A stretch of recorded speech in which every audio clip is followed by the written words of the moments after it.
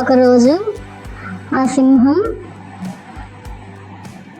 వేట కోసం ఎదురు చూస్తూ ఉండగా అక్కడి నుంచి ఒక ఎలుక వెళ్తూ ఉంటుంది.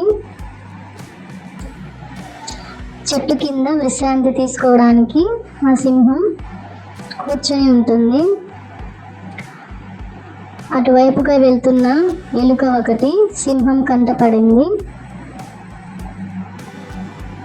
ఎక్కడికి నన్ను దాటుకొని వెళ్తున్నావు అని సింహం అడుగుతున్నప్పుడు ఎలుక, మహారాజా నన్ను విడిచిపెట్టండి, ఇప్పుడు నాకు కొంచెం పని ఉంది, మీరు నన్ను విడిచిపెడితే మళ్ళీ నేను మీకు తిరిగి వస్తాను, మీ దయ నేను ఎప్పుడైనా తీర్చుకుంటాను అని ఎలుక సహాయం కోసం తనను అర్థిస్తుంది.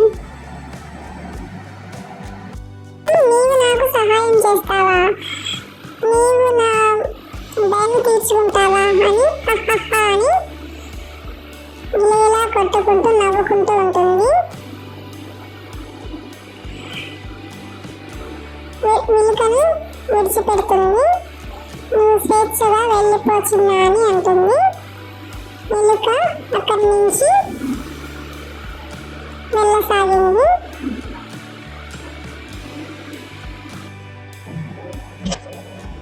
సింహం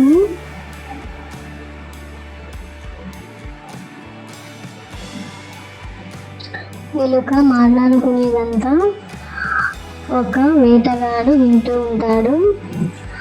అతను సింహాన్ని వల వేసి బంధించాలి అనుకుంటాడు. వేటగాడు ఆ సింహాన్ని తన వలలో బంధిస్తాడు. తనను తాను విడిపించుకోవాలని చాలా కష్టపడుతూ ఉంటుంది.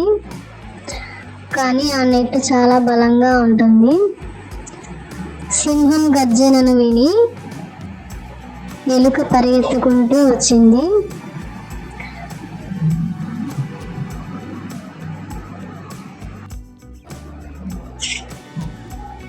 అక్కడ పక్షులు, జంతువులు అన్నీ చూస్తూ ఉంటాయి. అవి ఏమీ చేయలేవు.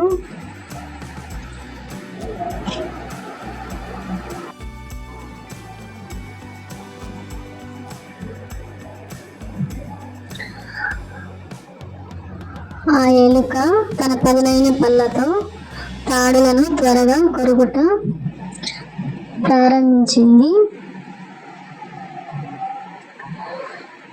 కాసేపటికి సింహం విముక్తి పొందింది.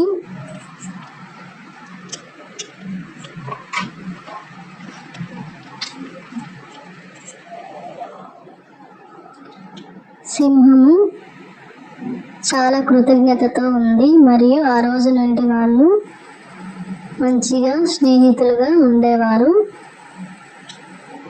కథ యొక్క నీతి: దయతో కూడిన ఏ చర్య ఎంత చిన్నదైనా ఎప్పుడు వృధా కాదు.